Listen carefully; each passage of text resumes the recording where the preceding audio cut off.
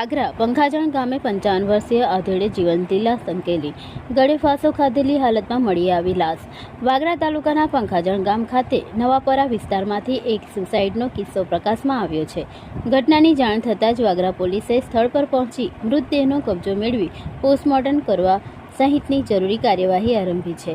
બનાવ અંગે જાણવા મળેલી માહિતી મુજબ વાગરા તાલુકાના પંખાજણ ગામે નવાપરા વિસ્તારમાં રહેતા 55 વર્ષીય રમેશ શિવાભાઈ પટેલ નાઓએ પોતાના મકાનમાં લોખંડની એંગલ સાથે ગળે ફાંસો ખાઈ જીવન ટૂંકાવ્યું હતું। ઘટનાની જાણ વાગરા પોલીસને કરવામાં આવતા પોલીસ તાત્કાલિક બનાવવાળી જગ્યાએ દોડી ગઈ હતી, જ્યાં જોતા ઘરમાં લોખંડની એંગલ સાથે એક આધેડની લટકતી હાલતમાં લાશ જણાઈ આવી હતી।